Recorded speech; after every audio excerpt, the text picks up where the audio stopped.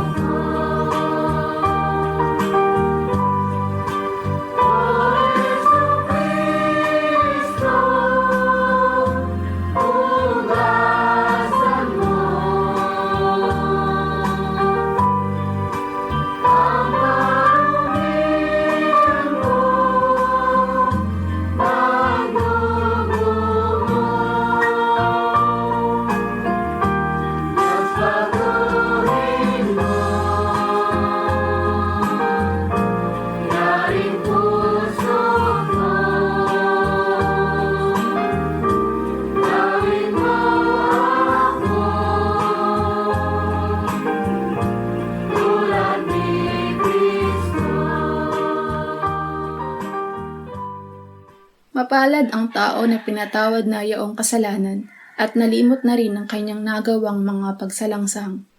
Mapalad ang taong sa harap ng Panginoon ay di na pinararatangan ng kasalanan, dahilan sa siya ay hindi nanlilinlang. Noong hindi ko pa naipahayag yaring kasalanan, sa buong maghapon ako'y nananangis sa matinding lumbay. Sa araw at gabi, bigat ng kamay mo ang nararamdaman. Ano pa't wala nang nalalabi akong lakas sa katawan. Hamog ang kaparis, dagling na tayo sa sikat ng araw. Ako ay lumapit sa iyong harapan at salay inamin. Ang aking nagawang mga pagsalansang di ko inilihim. Pinagpasyahan ko ang lahat ng ito sa iyo'y idaing at aking natamo ang iyong patawad sa sala kong angkin. Mga minamahal, sinasabi sa unang Juan, Kabanata 1, Talata 9, kung ipinapahayag natin ang ating mga kasalanan, maaasahan nating ipatatawad sa atin ng Diyos ang mga ito at lilinisin tayo sa lahat ng ating kasamaan sapagkat siya ay tapat at matuwid. Salamat sa iyo, O Diyos. Pinatunayan mo ang iyong pag-ibig sa amin nang si Kristo ay mamatay para sa amin noong kami mga makasalanan pa.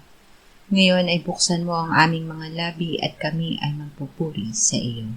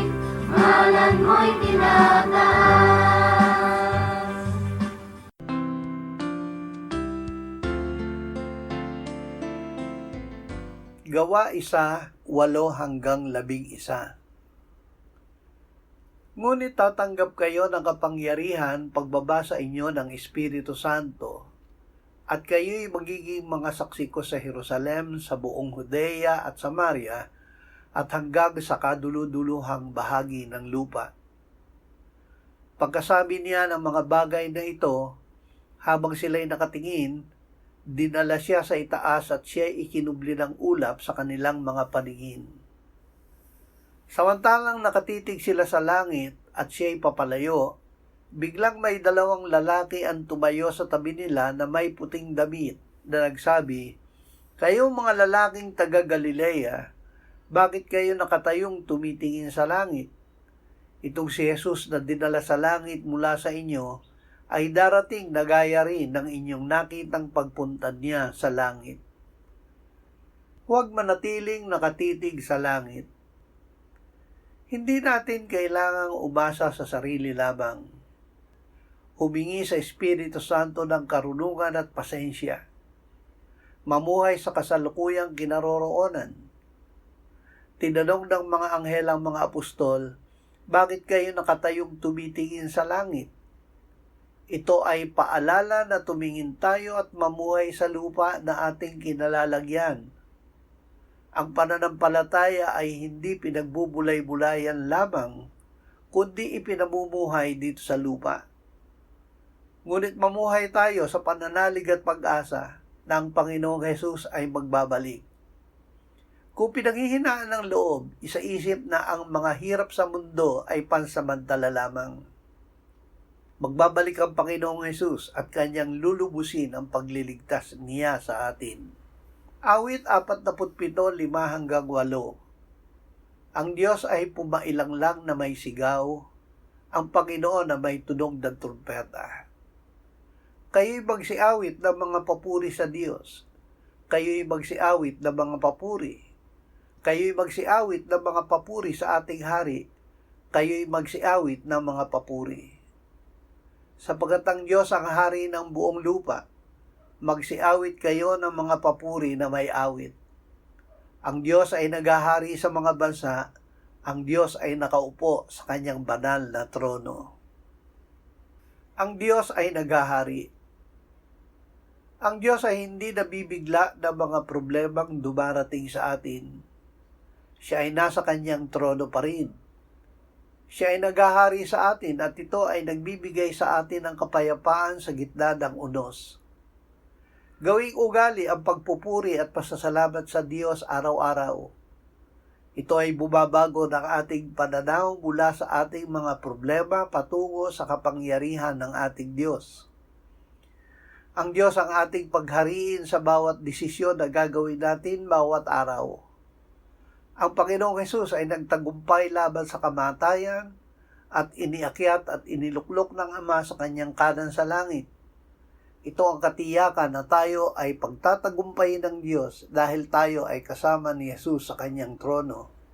Efeso 1:18-23.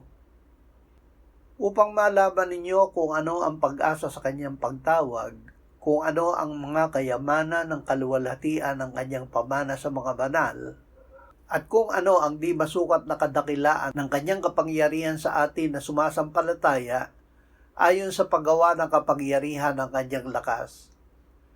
Kanyang isinagawa ito kay Kristo, nang kanyang muling buhayin siya mula sa mga patay, at pinaupo sa kanyang kanan sa sangkalangitan, higit na mataas kaysa lahat ng pamunuan, kapamahalaan, kapangyarihan at paghari, at sa bawat pangalan na pinangalanan, hindi lamang sa panahong ito kundi maging sa darating na panahon.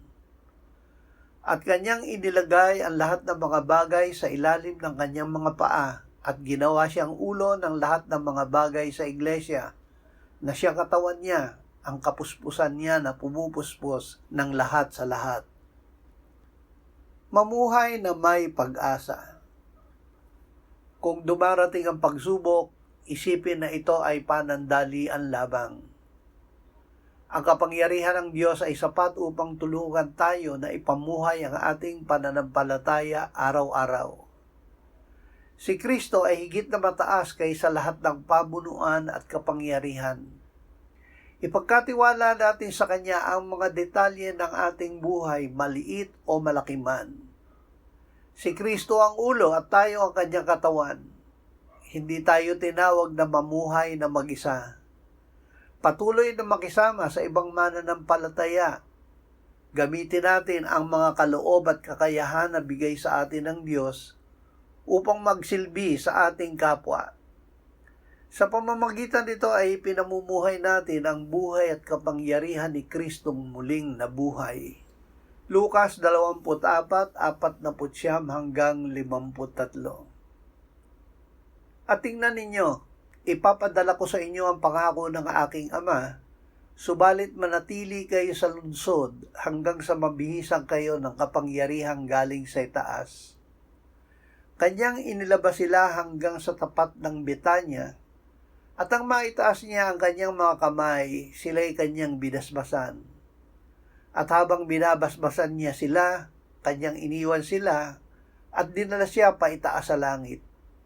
Siya'y sinamba nila at bumalik sila sa Jerusalem na may malaking kagalakan. At sila'y palaging nasa templo na nagpupuri sa Diyos. Ibihis ang kapangyarihan ng Espiritu Santo. Bago gumawa ng malalaking desisyon o pumasok sa bagong yugto ng buhay, manalangin at maghintay sa katiyakang mula sa Espiritu Santo. Ito ay hindi pagsasayang ng oras. Ito ay paghahanda. Simula ng araw sa pagtanggap ng pagbabasbas ni Kristo. Ibinibigay niya ito para dalhin natin sa ating trabaho, pag-aaral at pakikitungo sa ating kapwa. Magpakagalak tayo sa pananalig na si Jesus ay buhay at nananaig sa lahat ng sitwasyon ng ating buhay. Mamuhay tayo na laging sumasamba, nagpupuri at nagpapasalamat sa Diyos. Mamuhay sa kapangyarihan ng Diyos. Dahil si Kristo ay umakyat sa langit at naluklok bilang hari na may ganap na kapangyarihan, tinatawagan tayong mamuhay dito sa lupa ng may kagalakan at pag-asa habang suot ang kapangyarihan ng Espiritu Santo upang maging kanyang mga saksi hanggang sa siya ay muling bumalik.